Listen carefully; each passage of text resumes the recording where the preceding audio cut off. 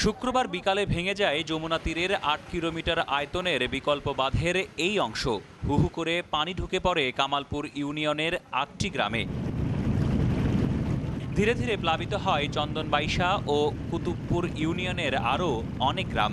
এদিক দিয়ে প্রবেশ করা পানিতেই ধুনট উপজেলার গোসাইবাড়ি ও ভান্ডারবাড়ি ইউনিয়নেও প্লাবিত হয় আরও অন্তত 10টি গ্রাম, যেখানে এখন মানবেতর জীবনযাপন করছেন বন্যা দুর্গতরা। অনেকেই বাধ্য হয়ে ছেড়ে যাচ্ছেন বাপদাদার ভিটেমাটি।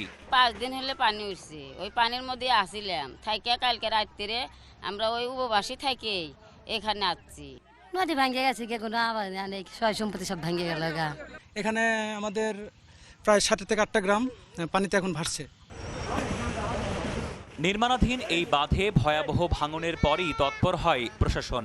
কয়েকদিন ধরেই ফেলা হয় বালির বস্তা, কিন্তু স্রোত তীব্র হওয়ায় তা কোনো কাজে আসেনি। দুর্গত এলাকা পরিদর্শনে এসে বগুড়ার পুলিশ সুপার জানিয়েছেন, এমন অবস্থায় এই বাঁধ ঠিক করা খুবই কঠিন। সোমবার থেকে হঠাৎ করেই বন্ধ হয়ে যায় বাঁধ মেরামতের চেষ্টা।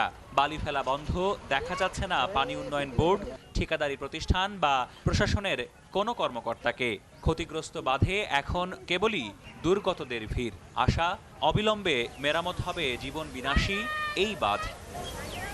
এবারের বন্যায় সারেকান্দিতে সবচেয়ে বেশি ক্ষতিগ্রস্ত হয়েছে গোদাখালীর এই বাঁধটি। শুক্রবার এই বাঁধটি ভেঙে যাওয়ার পর থেকেই এখন পর্যন্ত প্লাবিত রয়েছে বেশ কয়েকটি গ্রাম, যারা নতুন করে শঙ্কায় পড়েছেন নতুন করে আবারও প্লাবন আসার ভয়ে।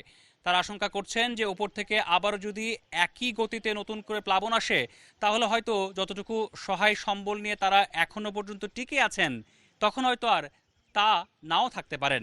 আর সেজন্যই এই বাঁধটি অবিলম্বে পুনর্নির্মাণের দাবি জানাচ্ছেন তারা। রাহাত মিনহাজ, যমুনা নিউজ, যমুনা নদী, সারিয়াকান্দি, বগুড়া।